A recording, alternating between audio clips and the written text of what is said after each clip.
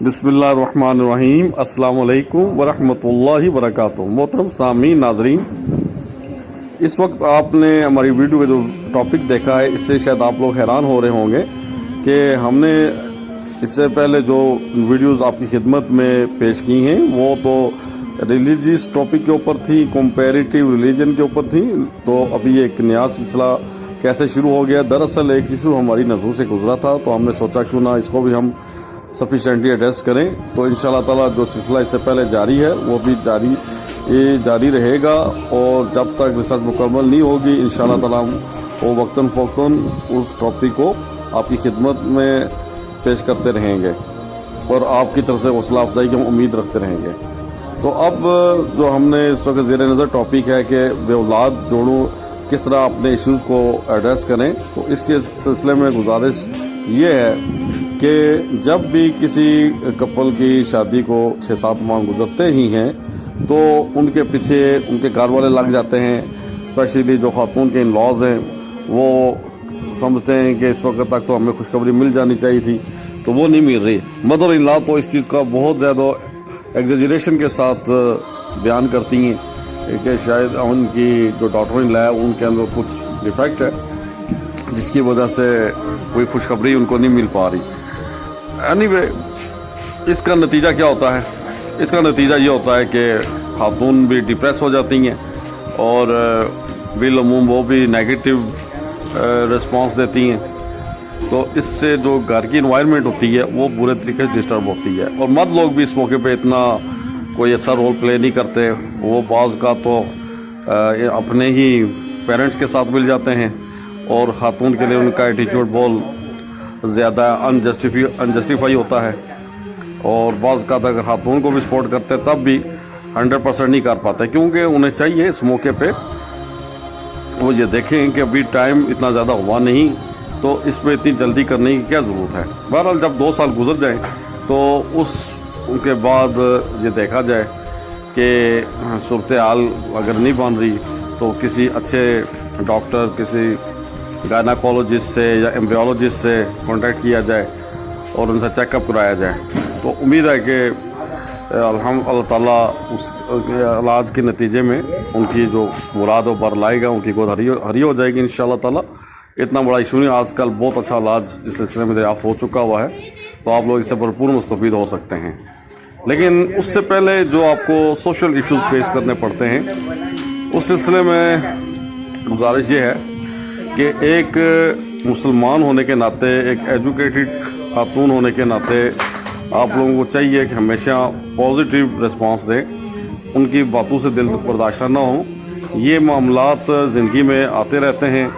اور انسان کو اپنوں کی غیروں کی باتیں سننی پڑتی ہیں، ان کو برداشت کرنا پڑتا ہے۔ آپ پہلا اس کا حل یہ نکال لیں کہ ان سے کے ساتھ آرام سے بیٹھیں جو لوگ اس قسم کی باتیں کر رہے ہیں، اور ان سے یہ کہیں دیکھیں کہ یہ کام میرے اختیار میں نہیں ہے، یہ اللہ کے اختیار میں ہے، اور اللہ تعالیٰ جب چاہیں گے انشاءاللہ تعالیٰ ہماری گود ہری کر دیں گے، آپ کی خواہش پوری ہو جائے گی، آپ بھی دادی دادا بن جائیں گے۔ لیکن فی الحال اللہ کی مرضی ایسی محسوس نہیں ہو رہی، اور جب اللہ کا حکم آئے گا تو اس میں دیر نہیں لگنے لگی۔ اگر آپ لوگ ہمارے ساتھ سنسیئر ہیں، ہمارے ویل وشر ہیں، تو کائنڈلی آپ لوگ ہمارے حق میں دعا کریں، تو ہو سکتا ہے آپ کی دعاؤں کے نتیجے میں اللہ تعالیٰ ہم پہ فضل فرما دے۔ تو اس طرح کے اچھے طریقے سے ان سے بات کرنے سے ہو سکتا ہے کہ وہ سمجھ جائیں، اور سمجھدار لوگ ہوں سمجھ بھی جایا کرتے ہیں۔ دوسری بات یہ ہے کہ جب اس قسم کا معاملہ فیس کرنا پڑتا ہے تو زیادہ تر ملبہ خواتین پہ ڈالا جاتا ہے کہ وہ ذمہ دار ہیں، حالانکہ پریکٹیکلی یہ بات ثابت ہو چکی ہے کہ مرد بھی اتنے ہی زیادہ اس کے رسپانسیبل ہیں، بلکہ شاید ان کی ریشو پروپورشن خواتین سے زیادہ ہی ہوگی۔ اینی وے، ایسے موقع پہ دونوں کو چاہیے کہ اپنا چیک اپ کروائیں، اور دونوں میں سے جو بھی اس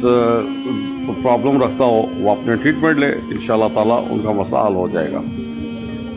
تو ایک اور نکتہ جو علاج کے حوالے سے ہم نے اب خدمت پیش کرنا ہے کہ اس کا بہترین علاج ہم آپ کی خدمت میں کسی دن پیش کریں گے،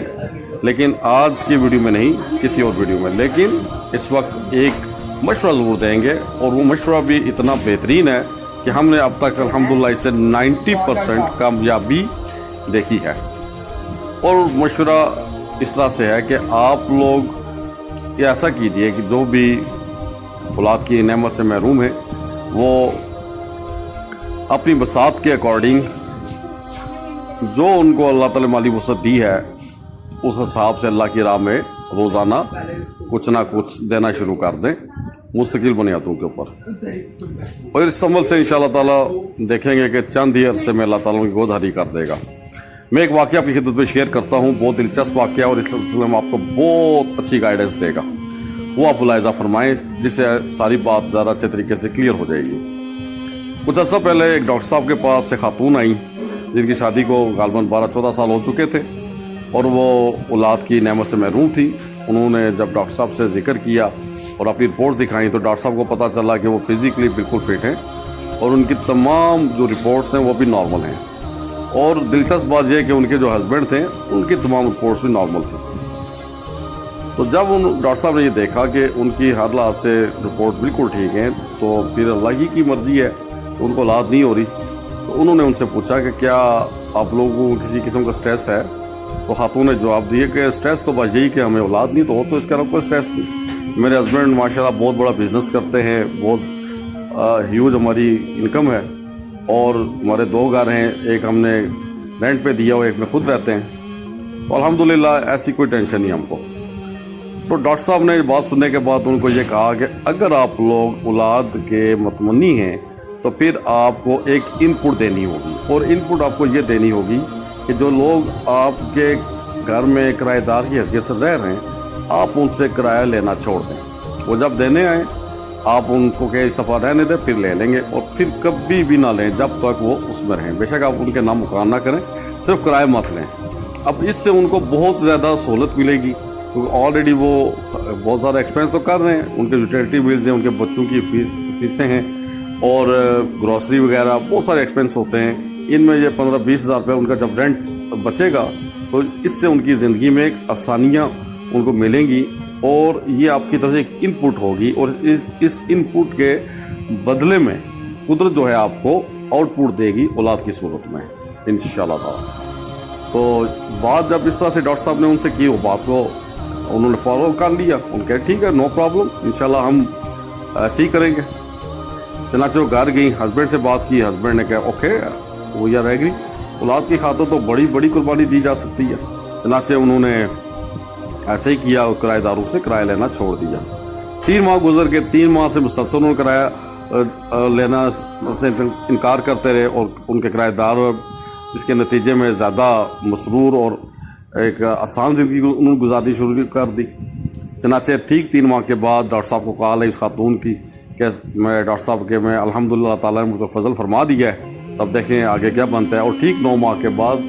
ان کے اللہ تعالیٰ نے گود کو ہرا کر دیا، اور وہ الحمدللہ ان کا 12-14 سالہ مسئلہ حل ہو گیا الحمدللہ۔ تو اس واقعے سے ہمیں جو سبق ملتا ہے کہ اگر آپ میں سے کوئی بھی اس قسم کی صورتحال سے 2-4 ہے، اولاد کی نعمت سے محروم ہے، تو وہ اپنی بساط کے مطابق دل کھول کر اللہ کی راہ میں خرچ کرے، کسی کی فزیکلی خدمت کر دے، فائنینشلی خدمت کر دے، جو اس کے ممکن ہے، تو انشاءاللہ تعالیٰ اس کو مستقل بنیادوں پر کرنے سے چند ماہ میں اللہ تعالیٰ آپ کی خواہش کو پورا کر دے گا۔ امید ہے کہ آپ بات کو اچھے طریقے سمجھ چکے ہوں گے۔ ہم دعا گو ہیں کہ اللہ تعالیٰ تمام بے اولادوں کو نیک و صالح اولاد عطا فرمائے، اور جو بھی اولاد والے ہیں اللہ تعالیٰ ان کو اپنی اولاد کی بہترین تربیت کرنے کی توفیق عطا فرمائے، اور اپنی اولاد کی ان کو خوشیاں دیکھنے کی بھی نصیب فرمائے۔ ہمیں اپنی دعاؤں میں یاد رکھیے۔ اللہ حافظ۔